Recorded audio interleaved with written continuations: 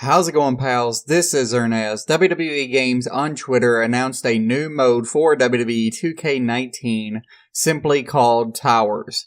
So I'm going to basically read this off and we'll talk about it as we go. So debuting in WWE 2K19 is a new feature called Towers.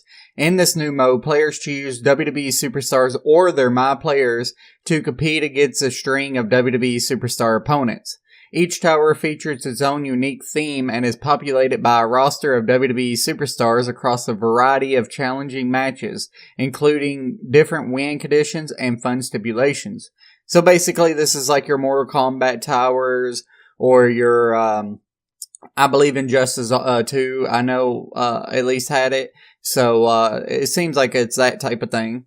So it says opponents. Expect to battle dozens of opponents across the entire WWE roster, from NXT superstars to current champions, and let's not forget about the WWE legends.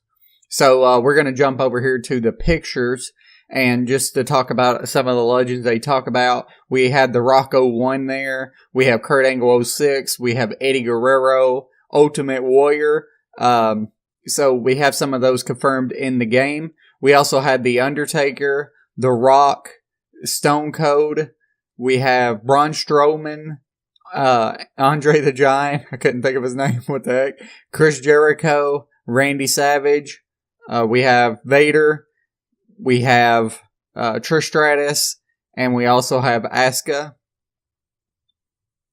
And then in another picture, we have some pictures of AJ Styles, Bobby Roode, we have Samoa Joe, Daniel Bryan that is not updated. That is the long hair, annoying Daniel Bryan. I don't know why they wouldn't update him, but they didn't. So that's kind of upsetting.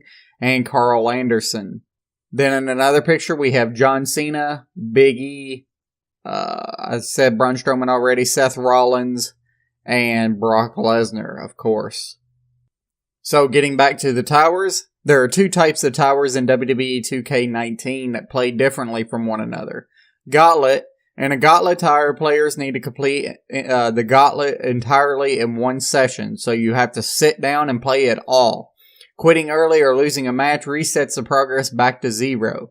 Steps. In a Steps tower, players climb their way through a tower, one match at a time at their own pace. So that means that you can play one match, leave the game, come back later, and it'll save your progress. But Gauntlet, you have to sit down and play the whole thing right then and there. It doesn't save whatsoever.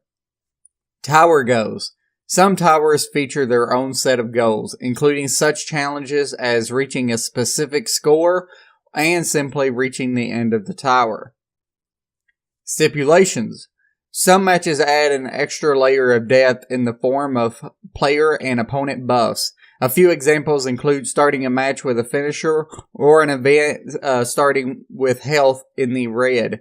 So that's pretty cool. I like stuff like that because it adds a little more and it makes you, kind of have an added challenge. So your match types. Tower modes features many different match types. While there are plenty of normal one-on-one matches, there can be plenty of surprises from match to match. Here are a few match types that players will come across. Steel cage, table, submission, Iron Man, falls count anywhere, and more.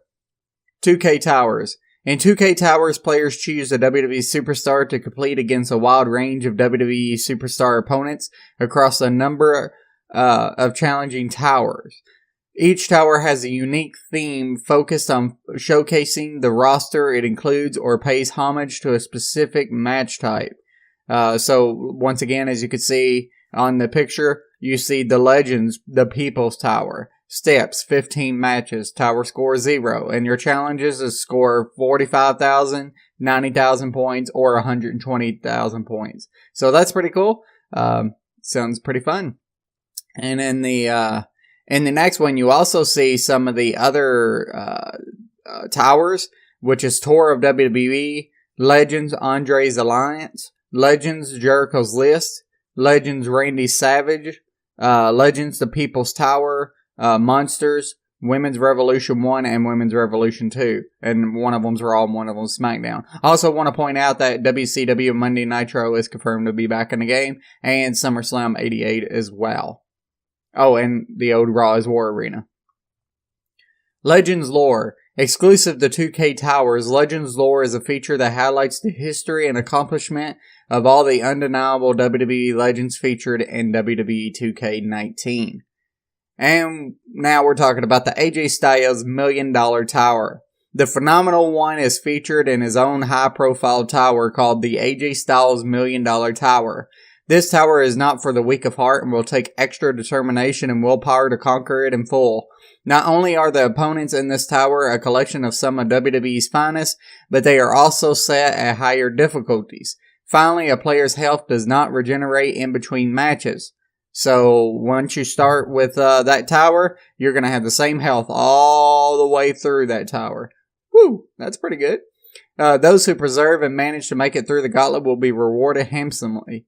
Speaking of rewards, the AJ's $1 Million Tower takes things a step further with the $1 Million Challenge. Fans in participating countries will have an opportunity to win $1 million by defeating AJ Styles in WWE 2K19 through a one-on-one match. Participation in the $1 Million Challenge is a simple 3-step process. Step 1. You have to beat AJ Styles' $1 Million Tower in WWE 2K19 while playing the game on either PlayStation 4 or Xbox One. Step 2. Record yourself cutting a promo video on why you have what it takes to beat AJ Styles in WWE 2K19. The video must include visual proof of the completed AJ Styles $1 Million Tower screen to confirm you earned the in-game achievement. And step 3. Visit this website to submit your promo video. 4 finalists will be selected and flown to WrestleMania 35 weekend, where they will compete against one another in a WWE 2K19 mini tournament. The winner of that tournament will face AJ Styles one-on-one in the grand finale for a shot at $1 million.